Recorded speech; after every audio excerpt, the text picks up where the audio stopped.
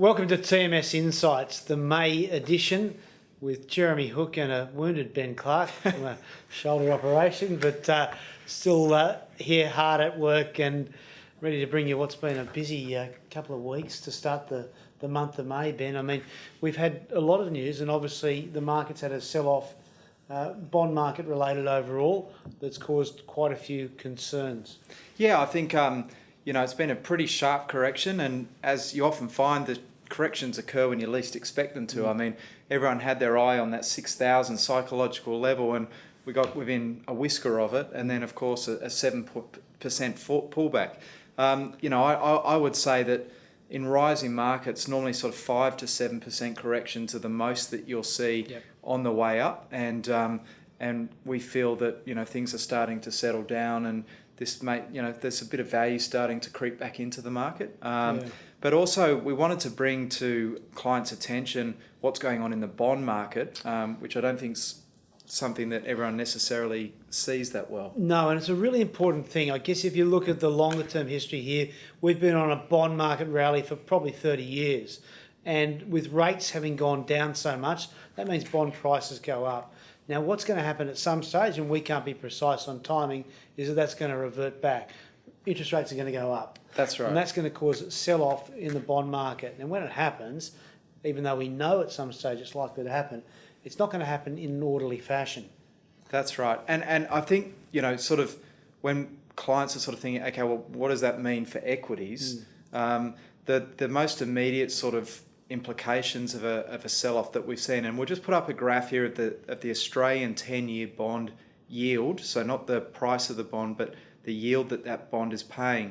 And you can see in that graph there's been an incredible, very steep run-up in the yield, and that really comes on the back of a huge global sell-off in bonds. So this has happened in government paper right around the world. Yeah. And how that flows into equity markets is whenever you see a lot of volatility in other asset classes, it will generally lead to volatility flowing through into separate asset classes such as shares.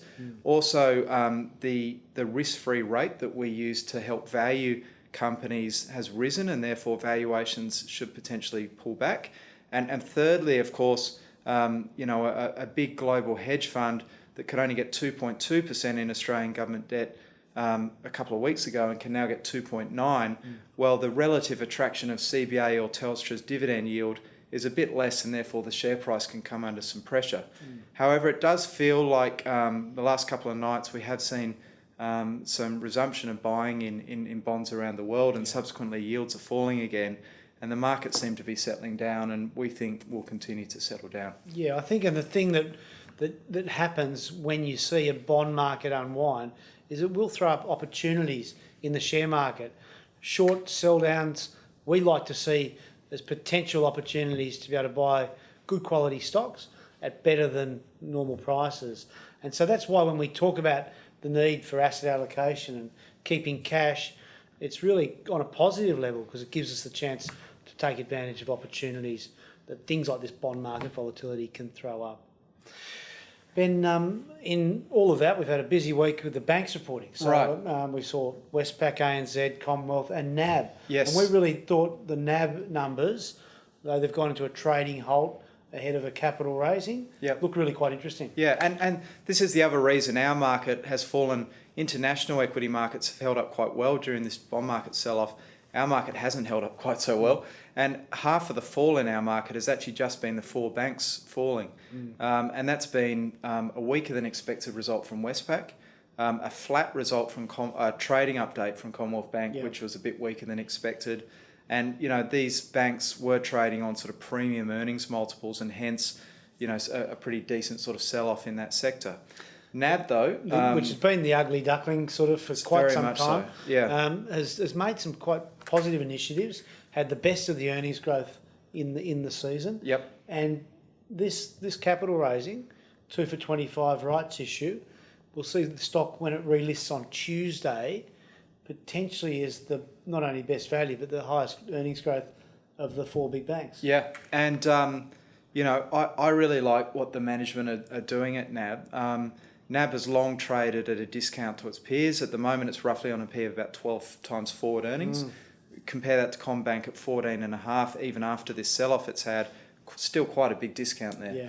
And NAB has embarked on the largest rights issue in Australian corporate history. So it's a big capital raising, $5.5 billion is being raised. Shareholders will be able to participate.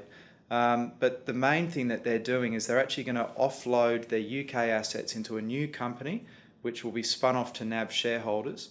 A lot of that money will be used to make sure that company is properly capitalised.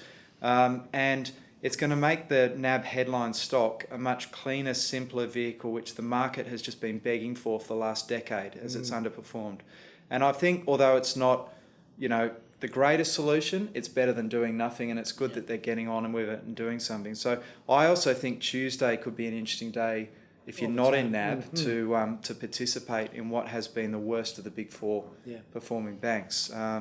Anyway, but another spin-off that's coming up. BHP Billiton Wednesday night in Perth did announce that the vote had got up to demerge South 32 from BHP.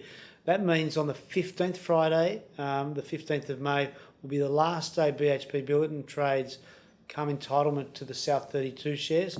Post that date, from Monday the 18th of May, shareholders in BHP will get one additional share free in South 32. We'd expect an adjustment in the BHP Billiton share price. But the genesis of all of this is trying to make, again, like we were just talking about NAB, BHP Billiton a simpler beast. It'll hold the tier one assets, the longer life, higher margin, better quality businesses. It'll focus on what it does best, the mega mines in copper like Olympic Dam and Escondida in Chile. It'll have the quality iron ore businesses of the Pilbara.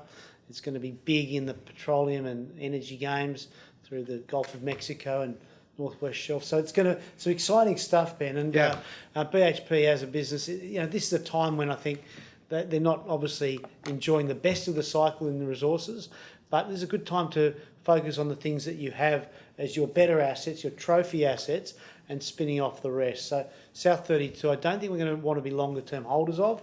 The money more likely to move across to BHP Billiton, but it's an exciting demerger which allows a company to focus on what it does best. And the top end of the market, that's a very good thing to do. Yeah, and we'll be emailing clients, in the Accolade service to advise them that paperwork has been received. There are two options here. You can actually sell your South 32 shares directly through the company, or you can receive them and sit on them and then decide to sell them on market. And we're recommending the latter option, mainly because we don't have any idea what we're selling South 32 at if we sell it through the shareholder facility. We'd rather sort of have the shares spun out and make a decision when we believe is a good time to sell. But I think we're both in agreement that, from my thoughts with South 32 are, A, if BHP doesn't want to own these assets, we probably don't want to own these assets on behalf of clients. And B, if you look at companies that have been spun out of BHP over the last couple of decades, none of them have done well. In fact, most have been total disasters if you look at BlueScope and OneSteel. So our thoughts will be at some stage, fairly soon probably, to sell, but not through the facility at a price which we have no idea of. So an email would be coming through with that, but we just thought it'd be worthwhile sort of chatting about what's actually happening and what South 32 is. Yep, exactly right. So a couple of big things coming up next week, including the federal budget as well, which we'll be providing an update on. We look forward to bringing you that news next week.